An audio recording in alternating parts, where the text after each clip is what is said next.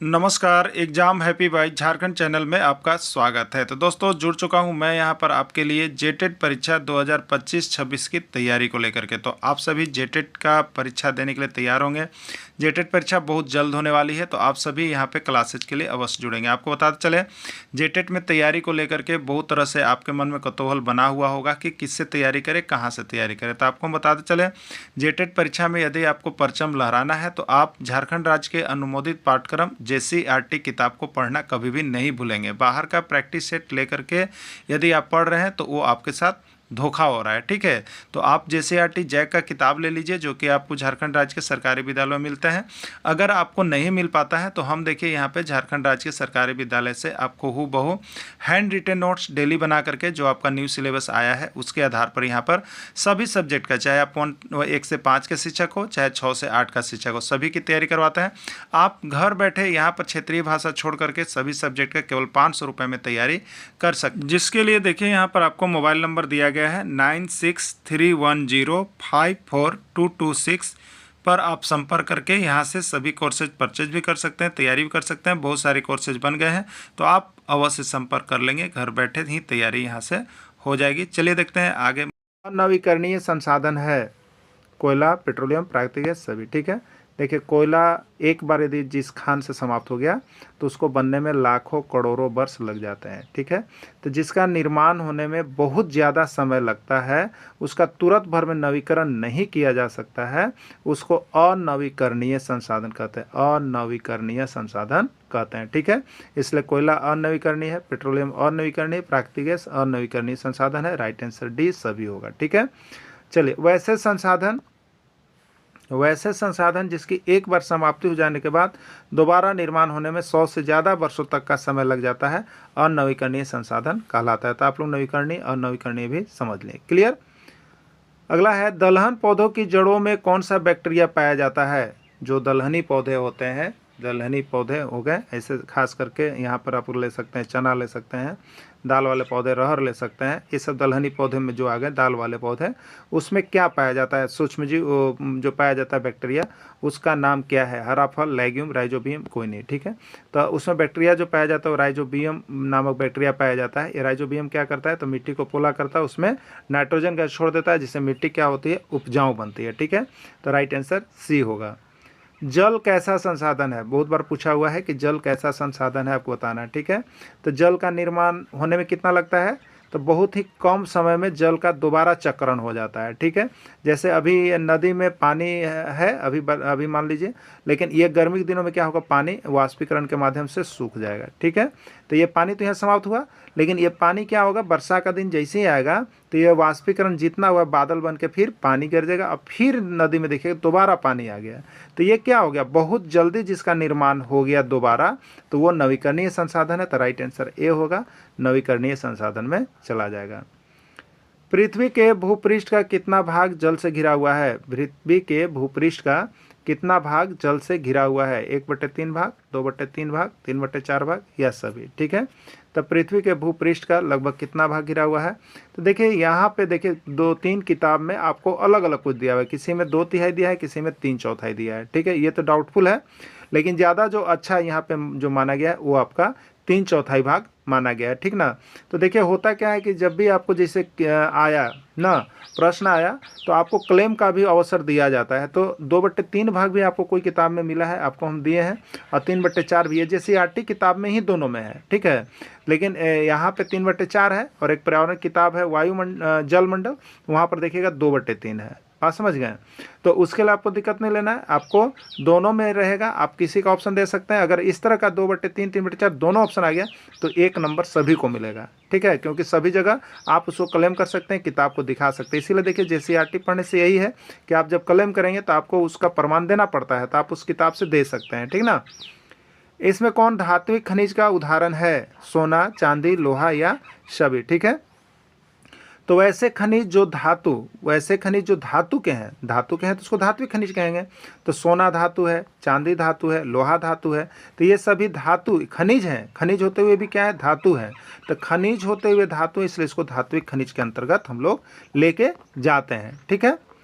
इसमें कौन अधात्विक खनिज का उदाहरण है? आपको बताना है कि इसमें कौन अधात्विक खनिज का उदाहरण है। चुना पत्थर, अभ्रक, जिप्सम या सभी। ठीक है, तो अधात्विक खनिज कौन होते हैं? तो जो अधातु के बने होते हैं, जो धातु नहीं होते हैं। जैसे खनिज तो पृथ्वी के अंदर से ही निकलते हैं, पृथ्वी के अंदर से निकला इसलिए खनिज है।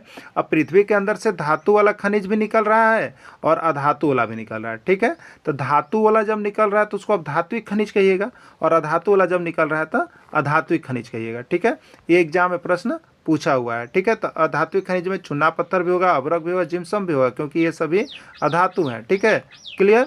राइट आंसर इसका डी हो जाएगा। विश्व का सबसे बड़ा कोयला उत्पादक देश है चीन, भारत, ईरान या इराक? तो विश्व का सबसे बड़ा कोयला उत्पादक देश जो है आपको चीन को माना जाता है, चीन है। विश्व का तीसरा सबसे बड़ा कोयला उत्पादक देश कौन है? चीन, भारत, ब्राज़ील या ईरान? ठीक है, तो विश्व का तीसरा सबसे बड़ा कोयला उत्पादक देश आपका खुद का देश भारत देश है। तृतीय क्रिया में शामिल किया जाता है, तृतीय क्रिया में शामिल किया जाता है यातायात, संचार, विज्ञापन, सभी। तो अभी देखिए हमने बताया प्राथमिक क्रिया, द्वितीय क्रिया, तृतीय क्रिया क्या होता है? तो जो द्वितीय क्रिया को आगे बढ़ाने में, बाजार में ले जाने में, कैसे पहुंचेगा उसमें जो सहायता करता है वो तृतीय क्रिया होता है। तो उसमें सहायता करता है संचार का साधन। देखिए आपको जैसे यहाँ पे अगर गेहूं बेचना है तो आप प्रचार में दिखाइएगा आशीर्वाद का आटा, टीवी पर दिखाता है, मोबाइल पर दिखाता है, तो आप क्या करते हैं? ये उसका विज्ञापन कर रहे हैं, प्रचार कर रहे हैं। ठीक है, संचार फैला रहे हैं या किसी आटा के बारे में महत्व बता रहे हैं, तो उससे क्या हो रहा है? आपका बिक्री होता है। यातायात, मान लीजिए कि आपके घर में यहाँ पर देहात में आटा आपने पिसवाया, अब उसको बाजार तक ले जाने के लिए आपको यहाँ पर ट्रक से, तो आप यहाँ का माल बेच देते हैं दूसरे जिला में, दूसरा जिला का राज्य में, इस तरह करके बेचते हैं, यातायात। और एक होता है विज्ञापन, विज्ञापन के माध्यम से आप किसी चीज़ का प्रचार कर रहे होते हैं जिससे कि आपका द्वितीय क्रिया का क्षेत्र मजबूत होता है और उसका बिक्री होता है। तो द्वितीय क्रिया में जो सहयोग करते हैं काम को आगे बढ़ाने, उसको तृतीय क्रिया कहते हैं। और तृतीय क्रिया में यातायात भी आएगा, संचार भी आएगा, विज्ञापन भी आएगा, यानी राइट आंसर इसका डी हो जाएगा, सभी आंसर होगा। ठीक है, चलिए अगला देखिएगा। यहाँ पे नोट्स बना दिया गया है। तृतीय क्रिया में वैसे क्रिया को शामिल किया जाता है जो प्राथमिक और द्वितीय क्रिया क्षेत्र को आगे बढ़ाने में सहयोग प्रदान करते हैं, जैसे दुकानदार, बाजार, कर्मचारी, ब्यूटी पार्लर, ड्राइवर, डॉक्टर, ये सभी जो है तृतीय क्रिया में जुड़े हुए हैं। झारखंड में कितना प्रतिशत भूमि कृषि योग्य है? 37.30, 32%, 29% या 35%? झारखंड में कितना प्रतिशत भूमि कृषि योग्य है? ठीक है, तो एक देखिए किताब के JCRT किताब के जो हवालात है उसके आधार पर 37.30% भूमि जो है कृषि योग्य है। किताब में यही चीज़ दिया हुआ है आपको। ठीक है, सिटी ऑफ गोल्ड यानी इगोली के नाम से किसको जाना जाता है? यूरोप, अफ्रीका, दक्षिण अफ्रीका? कोई नहीं। ठीक है, सिटी ऑफ गोल्ड जिसको इगोली कहते हैं वो दक्षिण अफ्रीका को जाना जाता है। ठीक है, देखिए यहाँ पे नोट्स लिख दिए हैं। दक्षिण अफ्रीका का जोहान्सबर्ग इगोली अर्थात सिटी ऑफ गोल्ड के नाम से गोल्ड से जाना जाता है। देन दक्षिण अफ्रीका का जो जोहान्सबर्ग है वो गोल्ड के नाम से मशहूर है, वहाँ पर गोल्ड सबसे ज़्यादा होता है। ठीक है, दक्षिण अफ्रीका का किम्बरेले खान किसके उत्पादन के लिए प्रसिद्ध है? दक्षिण अफ्रीका का किम्बरेले खान किस लिए प्रसिद्ध है? सोना के लिए, चांदी के लिए, हीरा के लिए या मोती के लिए? दक्षिण अफ्रीका में सिटी ऑफ गोल्ड जो इगोली के नाम से जाना जाता है, और एक कहाँ है जोहान्सबर्ग में, वो किसके लिए प्रसिद्ध है? तो आपको सोना के लिए। लेकिन दक्षिण अफ्रीका का किम्बरेले खान, याद रखिएगा किम्बरेले खान किस लिए प्रसिद्ध है? तो यह आपका हीरा के लिए प्रसिद्ध है। किसके लिए? हीरा के लिए प्रसिद्ध है। विश्व का सबसे बड़ा बॉक्साइट उत्पादक देश है? एशिया, ऑस्ट्रेलिया, यूरोप या कोई नहीं? विश्व का सबसे बड़ा बॉक्साइट उत्पादक देश जो है आपका वो ऑस्ट्रेलिया है। ठीक है, झारखंड में कोयला उत्पादक क्षेत्र है? झारखंड में कोयला उत्पादक झरिया, धनबाद, गिरिडीह या सभी? ठीक है, तो सबसे पुराना तो आपका झरिया हो गया। ठीक है, झरिया, उसके बाद धनबाद, उसके बाद गिरिडीह, उसके बाद सभी। ठीक है, यानी कोयला उत्पादन करने वाला क्षेत्र झारखंड में कौन कौन है? तो आपको झरिया भी है, धनबाद भी है, गिरिडीह भी है, यानी राइट आंसर इसका डी हो जाएगा, सभी हो जाएगा। ये सभी कोयला उत्पादक क्षेत्र हैं। झारखंड में किस प्रकार का कोयला पाया जाता है? एंथ्रासाइट, बिटुमिनस, पीट या कोई नहीं? ठीक है, सबसे ऊंची और उच्च कोटि का कोयला एंथ्रासाइट होता है और दूसरा बिटुमिनस। तो झारखंड में जो है कि थोड़ा सा लो स्तर का कोयला पाया जाता है, यानी बिटुमिनस टाइप का कोयला पाया जाता है, तो बिटुमिनस इसका राइट आंसर होगा। झारखंड में पहली बार कोयला का उत्खनन किस वर्ष हुआ? पहली बार कोयला का उत्खनन किस वर्ष हुआ? 1802 ईस्वी, 1806 ईस्वी, 1894 ईस्वी या कोई नहीं? ठीक है, तो झारखंड में पहली बार कोयला का उत्खनन जो है आपका 1894 ईस्वी में हुआ था। ठीक है, 1894 ईस्वी में झरिया, धनबाद में प्रारंभ हुआ था, याद रखिएगा। झारखंड राज्य का कितना प्रतिशत भूभाग पर वन है? झारखंड राज्य का कितना प्रतिशत भूभाग पर वन है? 29.6, 25, 23 या 27। ठीक है, तो झारखंड राज्य का लगभग 29.6% भूभाग पर आपको वन पाया जाता है।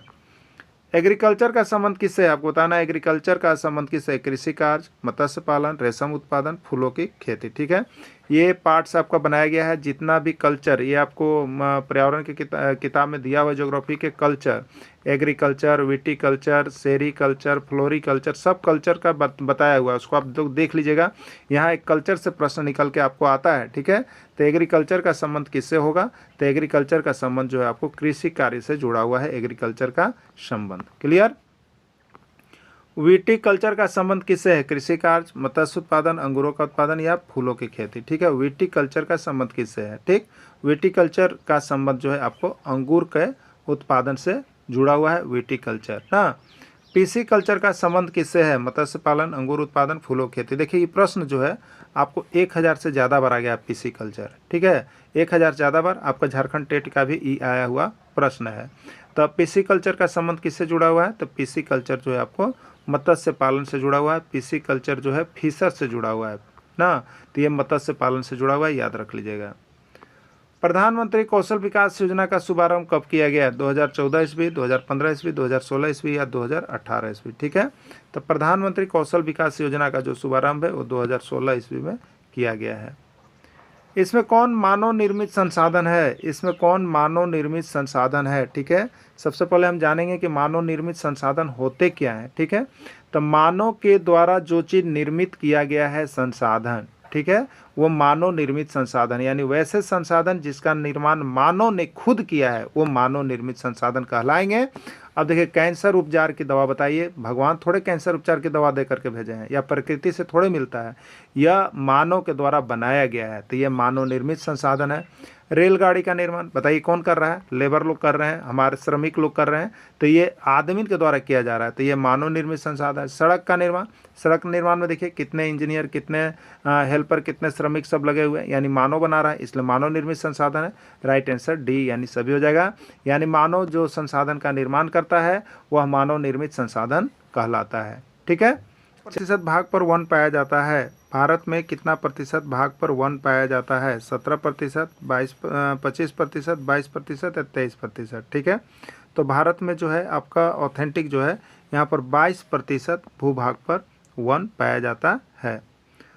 बॉक्साइट अयस्क से किस धातु की प्राप्ति होती है? बॉक्साइट से किस धातु की प्राप्ति होती है? सोना, चांदी, एल्युमिनियम या लोहा। ठीक है, तो बॉक्साइट से जो होता है आपको यहाँ पर एल्युमिनियम धातु की प्राप्ति होती है। अगर बॉक्साइट अयस्क को मशीन में डालेंगे तो उससे एल्युमिनियम मेरा निकलेगा, यानी बॉक्साइट अयस्क से एल्युमिनियम की प्राप्ति होती है। भारत में लौह अयस्क किस जिले में स्थित है? भारत में लौह अयस्क किस जिले में स्थित है? पश्चिमी सिंहभूम, कोडरमा, धनबाद या कोई नहीं। ठीक है, तो भारत में जो है लौह अयस्क आपका जो है पश्चिमी सिंहभूम जिला में पाया जाता है। देखिए यहाँ पर गोवा, नवामिंडी, जामदा, किरीमुरी इसका प्रमुख खनन केंद्र है, और झारखंड में ये है। झारखंड में बॉक्साइट किस जिले में मिलता है? झारखंड में बॉक्साइट का उत्पादन किस जिले में होता है? लोहरदगा, पलामू, गढ़वा या कोई नहीं। ठीक है, जब आप झारखंड का भ्रमण करेंगे तो आपको देखिए बॉक्साइट जो है एक स्टेशन पर भी देखने को मिलेगा, ये Tori station, Tori junction station पर आप देखिएगा तो वहाँ पर बॉक्साइट बहुत मात्रा में गिरा हुआ रहता है। इसके बाद आप देखेंगे तो यहाँ पर जो है आपको डेमू, ठीक है, आपको वहाँ पर मिलेगा, वहाँ पर भी आपको बहुत ज़्यादा जो है बॉक्साइट देखने को मिलेगा रिचू घुट्टा में। ठीक है, कहाँ पर मिलेगा आपको? रिचू घुट्टा में, यहाँ भी आपको मिल जाता है देखने को। ठीक, अब देखिए तो ये आता कहाँ से है? तो इसका जो अयस्क है, इसका जो उत्पादन क्षेत्र है वो आपको लोहरदगा जिला है। कौन सा जिला है? लोहरदगा जिला। यहाँ लोहरगा लिखा गया है, इसको लोहरदगा कर लीजिएगा, लोहरदगा जिला। तो झारखंड का जो लोहरदगा जिला है वो बॉक्साइट अयस्क का उत्पादन करता है। बहुत अधिक मात्रा में बॉक्साइट का निष्कर्षण होता है, बहुत अधिक वहाँ से ट्रक बॉक्साइट की चलती है। ठीक है, पेट्रोलियम किस प्रकार के सेलों में पाया जाता है? जैसे आग्नेय, औषाधिक, आंतरिक या कोई नहीं। ठीक है, तो आग्नेय सेल, औषाधी सेल, कैंतरी सेल। तो पेट्रोलियम क्या होता है? तो पेड़ पौधे या जीव जंतु जो होते हैं वो तलहटी में नीचे छट जाते हैं, मैंने दब जाते हैं। दब जाने के बाद 100 वर्षों के बाद ये जो होते हैं क्या होते हैं, आपको पेट्रोलियम पदार्थ बनाते हैं। तो ये जो पृथ्वी के अंदर जो दब जाती है सेल, तो उसको हम लोग क्या कहते हैं, अवसादी सेल। ठीक है, तो अवसाद से बना हुआ है, यानी मृत जीव जंतुओं के पेड़ पौधे सड़े गले अवशेष को अवसाद कहते हैं। तो यह जो पेट्रोलियम होता है वो अवसादी सेल में पाया जाता है। किसमें पाया जाता है, अवसादी सेल में पाया जाता है। काला सोना किसको कहा जाता है, कोयला, पेट्रोलियम, कोल गैस या कोई नहीं। काला सोना किसको कहा जाता है, कोयला, पेट्रोलियम, कोल गैस या कोई नहीं। ठीक है, देखिए ये प्रश्न आपका जेटेट का पूछा गया था और आपके किताब का था, लेकिन यहाँ 90% आदमी जो है इसका गलत जवाब दे करके आए हुए थे, क्योंकि आपको जैसे किताब पढ़ना नहीं है। तो काला सोना देखिए यहाँ पे अधिकतर लोग जो है कोयला को मार के आए थे। ठीक है, काला सोना अधिकतर लोग किसको मार के आए थे, कोयला का ऑप्शन मारे थे। ठीक है, लेकिन जो किताब पढ़े थे, किताब में देखिएगा आपको एकदम लिखा हुआ है साफ कि काला सोना किसको कहते हैं, पेट्रोलियम को कहते हैं। लेकिन काला हीरा किसको कहते हैं, तो वो कोयला को कहते हैं। तो याद रखिएगा हीरा और सोना में अंतर है, कि जब काला सोना कह दे तो पेट्रोलियम, और जब काला हीरा कह दे तो कोयला। दिमाग में बना लीजिएगा, नहीं तो यहाँ से आया हुआ प्रश्न था, सभी का गलत हुआ था। ठीक है, भारत में पेट्रोलियम उत्पादक क्षेत्र है। भारत में पेट्रोलियम का उत्पादन कहाँ कहाँ होता है, असम का डिगबोई में, बॉम्बे हाई में, गुजरात में खंभात की खाड़ी या सभी। ठीक है, तो असम का डिगबोई जो है ये भी पेट्रोलियम उत्पादक क्षेत्र है। बॉम्बे हाई ये ऑलरेडी पेट्रोलियम उत्पादक क्षेत्र है। गुजरात में खंभात की खाड़ी ये भी पेट्रोलियम, यानी असम, बॉम्बे हाई, गुजरात सभी पेट्रोलियम उत्पादक क्षेत्र आते हैं। यानी राइट आंसर इसका डी में जाएगा, सभी इसका आंसर हो जाएगा।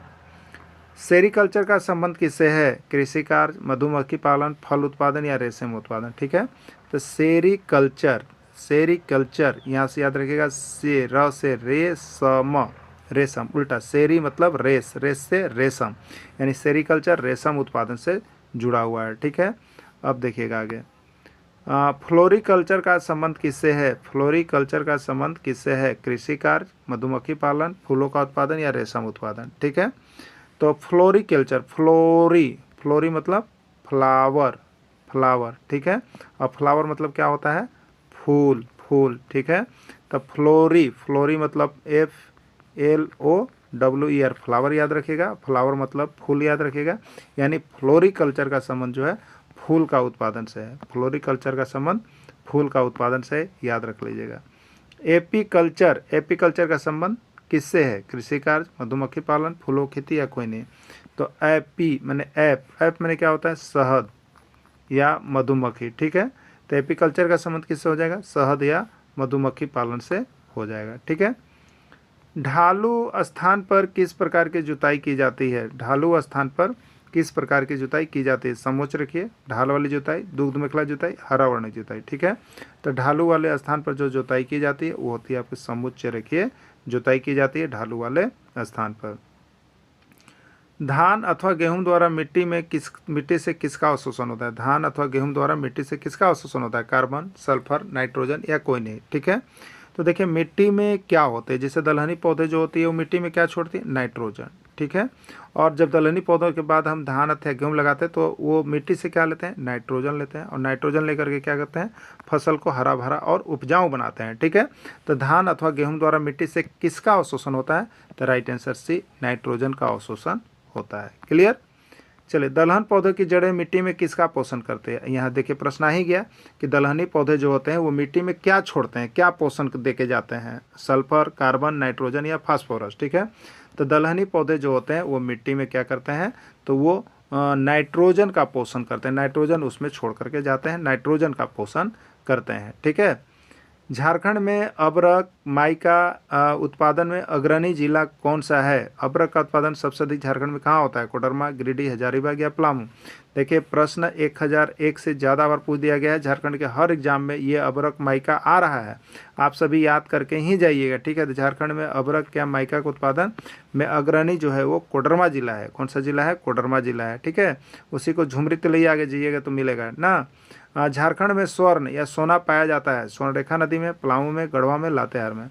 पलामू, गढ़वा, लातेहार में तो नहीं होता है। झारखंड में जमशेदपुर जो है स्वर्णरेखा नदी के तट पर स्थित है, और इसी स्वर्णरेखा नदी में ये सोना पाए जाने के नाम पर ही स्वर्णरेखा नाम रखा गया है, तो स्वर्णरेखा नदी में पाया जाता है। खनिज किस प्रकार का संसाधन है, नवीकरणीय, अनवीकरणीय, सुलभ या कोई नहीं। ठीक है, तो खनिज देखिए, खनिज में क्या होता है, पेट्रोलियम, ठीक है, प्राकृतिक गैस हो गया, कोयला हो गया, बॉक्साइट, जो भी चीज़ें, जो खनिज, जो भी चीज़ें जो प्रकृति से अंदर से पृथ्वी के गर्भ से जो निकल रही है वो खनिज है। और एक बार जब खनिज वहाँ से निकल जाएगा तो दोबारा बनने में सैकड़ों करोड़ों वर्ष लग जाएगा। इसलिए जिसको बनने में 100 साल, सैकड़ों करोड़ों वर्ष लग जाता है, उसको हम लोग अनवीकरणीय संसाधन में रखते हैं, और यह जो है आपका अनवीकरणीय संसाधन में चला जाएगा। राइट आंसर इसका बी हो जाएगा। कृषि का सबसे प्राचीन स्वरूप है स्थानांतरित, जीवन, चलवासी या कोई नहीं। ठीक है, तो कृषि का सबसे प्राचीन स्वरूप जो है स्थानांतरित कृषि है, जो कि बदल बदल के लोग अपने पेट पालन के लिए पेड़ पौधों को काटते थे, फिर वहाँ कृषि करते थे कुछ दिन में, फिर वहाँ से चले जाते थे। इस तरह स्थानांतरित कृषि जो है कृषि का सबसे प्राचीन स्वरूप माना जाता है। स्थानांतरित कृषि को उत्तरी पूर्वी भारत में किस नाम से जानते हैं? झूम, रोका, दीपा, चेनो। ठीक है, तो स्थानांतरित कृषि को उत्तर पूर्वी भारत में झूम की खेती के नाम से जाना जाता है। ठीक है, स्थानांतरित कृषि को छत्तीसगढ़ में किस नाम से जाना जाता है? झूम, रोका, दीपा, चेनो। ठीक है, तो स्थानांतरित कृषि को छत्तीसगढ़ में जो है दीपा के नाम से जाना जाता है। ठीक है, किसके नाम से जाना जाता है? दीपा के नाम से। का मकबरा कहाँ स्थित है? काबुल, दिल्ली, औरंगाबाद या कोई नहीं। ठीक है, तो बाबर का मकबरा कहाँ स्थित है? काबुल है। ठीक है, बाबर का मकबरा कहाँ स्थित है? काबुल है। आपको यहाँ पर देख लेना है कि बाबर का मकबरा जो है आपको काबुल में है। ठीक है, चलिए अब देखिए, इस मकबरा से आप यहाँ पर जो है बहुत सारा चीज़ याद कर सकते हैं। आपके लिए देखिए एक ट्रिक लेकर के हम आए हुए, इसको देख लीजिएगा। ठीक है, एक तरफ लिखा हुआ है मुगल साम्राज्य के शासक और उसके मकबरे का नाम याद रखने का ट्रिक। ठीक है, मुगल साम्राज्य के शासक को किस तरह से याद रखिएगा? तो देखिए लिखा हुआ भाजपा का रैली होता है ना, भाजपा का रैली, तो वही भाज सो याद रखिएगा। सो मने रैली, तो भाज सो याद रखिएगा, ये मुगल साम्राज्य के शासक का नाम हो जाएगा। ठीक है, तो मुगल साम्राज्य के शासक भाज सो हो गया। तो बी से हो गया बाबर, ए से हो गया हुमायूं, ए से हो गया अकबर, जे से हो गया जहांगीर, एस से हो गया शाहजहां, ओ से हो गया औरंगजेब। ठीक है, भाज सो। ठीक, अब इसका मकबरा का नाम याद रखने के लिए याद रखिएगा का दीदी सिला आबाद बड़ू। ठीक है, का दी सिला आबाद बड़ू की नहीं। ठीक है, तो का शुरू से रखिएगा, बी के सामने का, फिर दी है तो दी रखिएगा, फिर सिला में सी और ला अलग अलग रहेगा तो सी और ला लिखिएगा, आबाद में आ और बाद रहेगा। ठीक, तो यहाँ बाबर के सामने का है तो बाबर का मकबरा काबुल में होगा। हुमायूं के सामने दी है तो हुमायूं का मकबरा दिल्ली में स्थित है। अकबर के सामने सी है तो अकबर का मकबरा सिकंदराबाद में स्थित है। जहांगीर के सामने ला है तो लाहौर में स्थित है। शाहजहां के सामने आ है तो आगरा में, और औरंगजेब का मकबरा औरंगाबाद में है। इस मकबरा से एक प्रश्न आपका रह सकता है। इस तरह से एक दो बार लिख लीजिएगा आप, तो आराम से जो है यहाँ पर मकबरा का नाम आप कंप्लीट कर लीजिएगा। 2 बार सीरीज को बैठा लीजिएगा। ठीक ना, मकबरा एक प्रश्न आपका छपता है एग्जाम में। चलिए, औरंगजेब का मकबरा कहाँ स्थित है बताइए? अभी देखिए औरंगजेब और आबाद, तो औरंगजेब बाद में आया। ठीक है, तो औरंगजेब बाद यानी औरंगाबाद। ठीक है, तो इस तरह से याद रखिएगा, भाजसो और का दी सी ला आबाद। ठीक है, क्लियर? इससे किसका याद हो गया? तो बाबर, हुमायूं, जहांगीर, शाहजहां, औरंगजेब, सब का याद हो गया। कहीं से भी आएगा आप एकदम टिक करके जा सकते हैं। ठीक है, चलिए कोई पूछेगा बाबर का मकबरा कहाँ स्थित है? काबुल है। हुमायूं का मकबरा कहाँ स्थित है? दिल्ली में। अकबर का मकबरा कहाँ स्थित है? सिकंदराबाद। जहांगीर का मकबरा कहाँ है? लाहौर। शाहजहां का आगरा, औरंगजेब का औरंगाबाद। क्लियर? मकबरा से प्रश्न क्लियर हो गया है।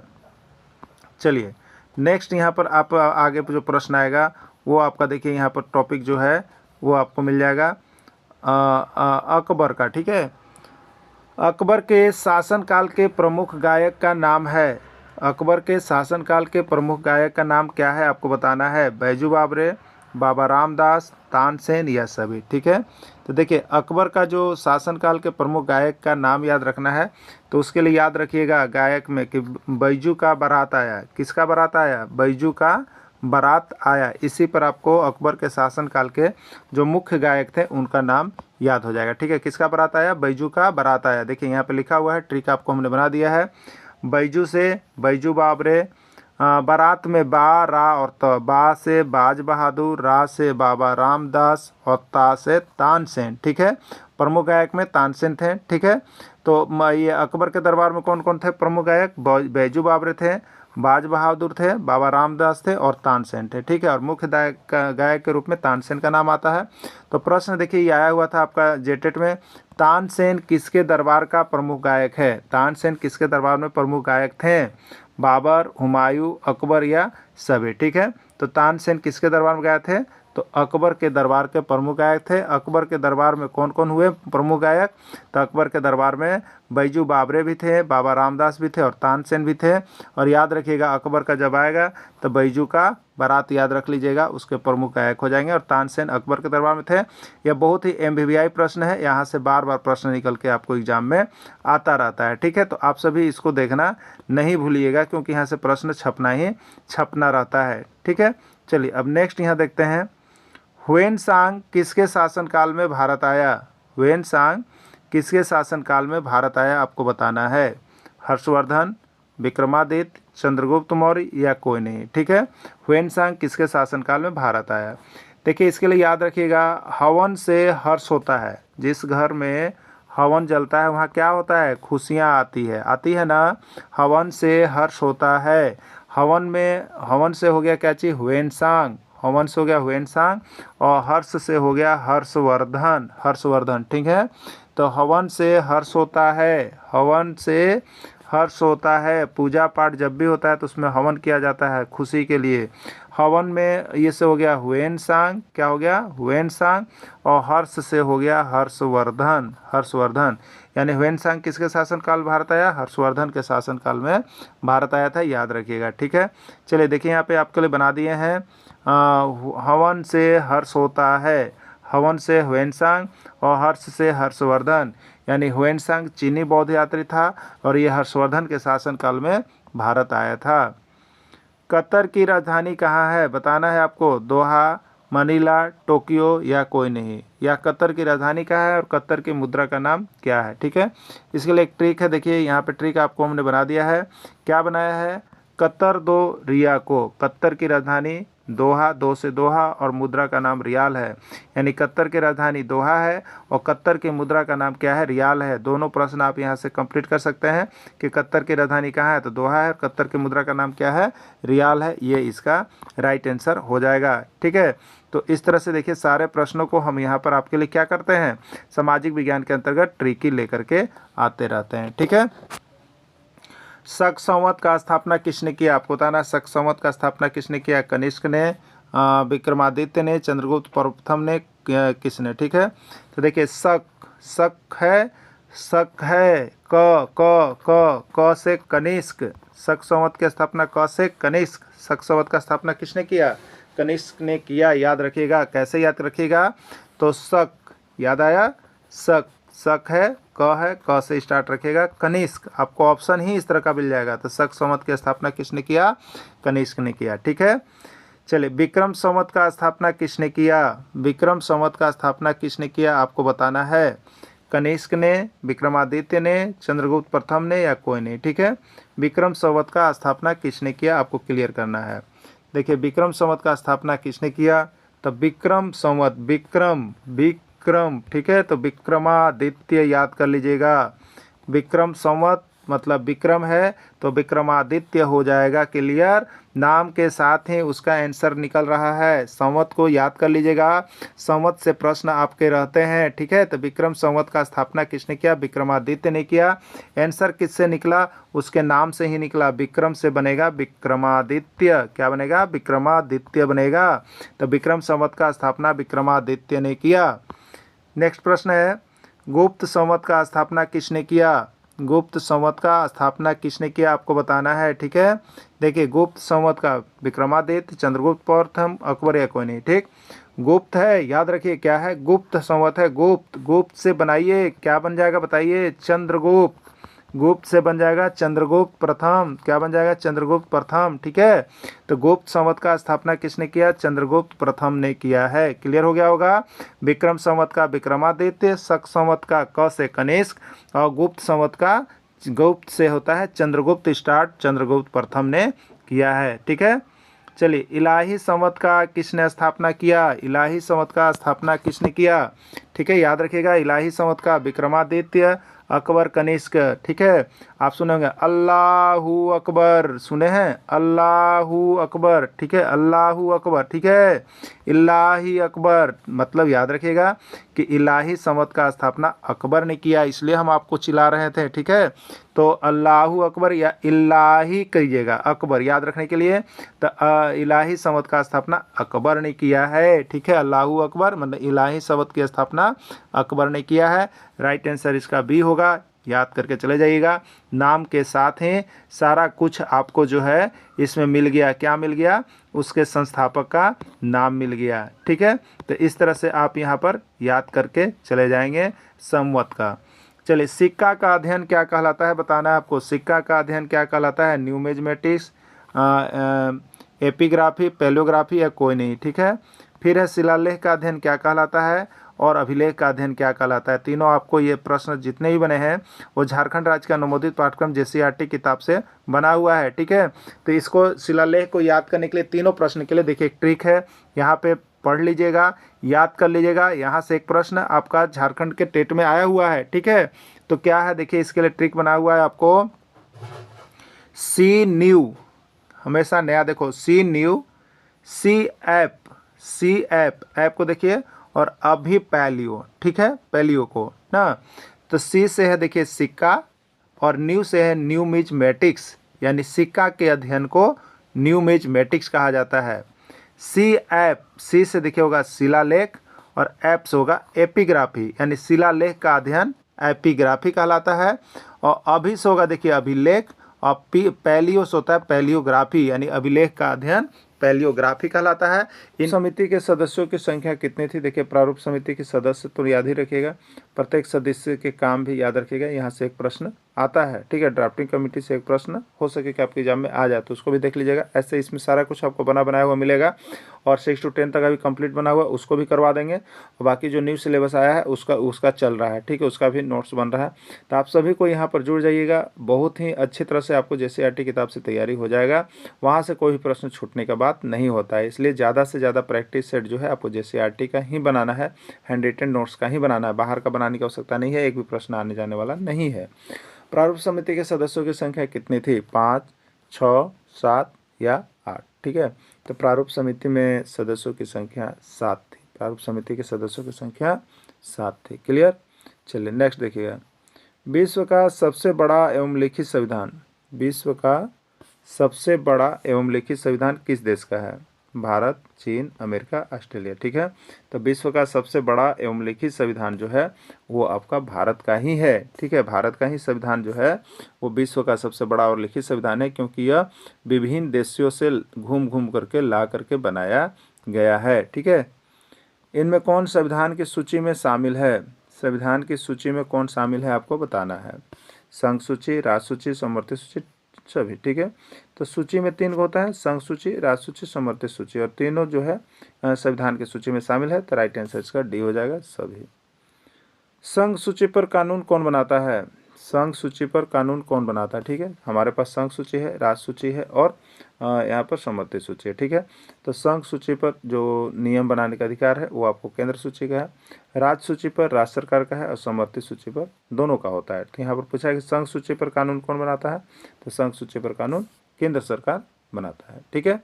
चलिए अगला देखिएगा, राज्य सूची पर कानून कौन बनाता है आपको बताना, ठीक है। देखिए ये भी प्रश्न आ गया, राज्य सूची पर कानून कौन बनाता है, प्रश्न पूछा हुआ है, एग्जाम में आपका आया हुआ है, ठीक है। तो राज्य सूची पर कौन बनाता है, केंद्र सरकार, राज्य सरकार, दोनों या कोई नहीं। तो राज्य सूची राज्य का विषय होता है, इसलिए इस पर जो नियम बनाएगा, कानून बनाएगा, वो राज्य सरकार बनाती है। कौन आती है, राज्य सरकार। राइट आंसर राज्य सरकार, बी हो जाएगा, ठीक है। चलिए नेक्स्ट, समवर्ती सूची पर कानून कौन बना सकता है, समवर्ती सूची पर कानून कौन बना सकता है, संघ सरकार, केंद्र सरकार, राज्य सरकार, केंद्र और राज्य सरकार दोनों, ठीक है। तो समवर्ती सूची जो है केंद्र और राज्य का विषय है, केंद्र और राज्य का विषय है, इसलिए समवर्ती सूची पर कानून कौन बना सकता है, तो केंद्र और राज्य सरकार दोनों ही बना सकती है, ठीक है। केंद्र और राज्य सरकार दोनों ही बना सकती है। समवर्ती सूची में यदि दोनों सरकार के बीच मतभेद हो, समवर्ती सूची में यदि दोनों सरकार के बीच मान लीजिए लड़ाई झगड़ा हो जाता है, मतभेद हो जाता है, तो अंतिम रूप पर निर्णय किसका काम करेगा? ठीक है, समवर्ती सूची जो है केंद्र और राज्य से मिल करके बनाया हुआ सरकार है, ठीक है, सूची है। तो इसमें अगर मान लीजिए किसी तरह का केंद्र और राज्य के बीच मतभेद हो जाए तो उस पर अंतिम निर्णय किसका चलता है? अंतिम निर्णय किसका चलता है? तो अंतिम निर्णय होता है केंद्र सरकार का। किसका होता है? केंद्र सरकार का अंतिम निर्णय होता है। शिक्षा किस सूची का विषय है? शिक्षा किस सूची का विषय है? संघ सूची, राज्य सूची, समवर्ती सूची या कोई नहीं, ठीक है। तो शिक्षा किस सूची का विषय है? तो शिक्षा जो है समवर्ती सूची में है। बहुत बार प्रश्न पूछा गया है, बहुत ही MBBI प्रश्न है, एकदम रट्टा मार लीजिएगा, समझ लीजिएगा। समवर्ती सूची से एक प्रश्न बहुत बार आया है, हर बार आपके एग्जाम में आ रहा है, जेटेट में भी आया हुआ है, ठीक है। तो शिक्षा किस सूची का विषय है? समवर्ती सूची का विषय है। स्वास्थ्य किस सूची का विषय है? बताना है स्वास्थ्य जो है वो किस सूची का विषय है, ठीक है। संघ सूची, राज्य सूची, समवर्ती सूची, कोई नहीं। तो शिक्षा है, स्वास्थ्य है, स्वास्थ्य है, ये भी समवर्ती सूची में ही आता है, ठीक है। शिक्षा और स्वास्थ्य ये समवर्ती सूची का विषय है, लेकिन अभी तक सबसे ज़्यादा प्रश्न पूछा गया है शिक्षा किस सूची का विषय है। बहुत बार आया हुआ प्रश्न है, ठीक है।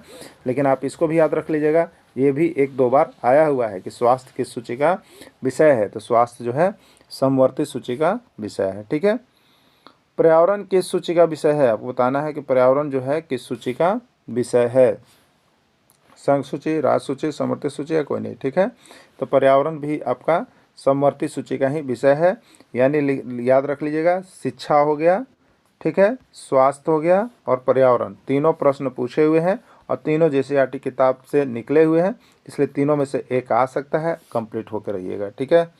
देखिए यहाँ पे नोट्स भी आपको हमने बना दिया है, नोट्स बना दिया है। क्या बनाया हुआ है देखिए, शिक्षा है, स्वास्थ्य है और पर्यावरण, ये तीनों ऐसे विषय हैं जिस पर केंद्र सरकार और राज्य सरकार दोनों ही सरकार कानून बनाती है, अतः यह समवर्ती सूची का विषय है, कंप्लीट रहिएगा, ठीक है।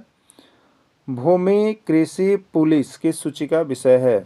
भूमि है, कृषि है, पुलिस है, किस सूची का विषय है? संघ सूची, राज्य सूची, समवर्ती सूची या कोई नहीं, ठीक है। तो भूमि, कृषि और पुलिस ये जो है आपका राज्य के अंतर्गत आता है, तो आपको राज्य सूची का विषय चला जाएगा, ठीक है।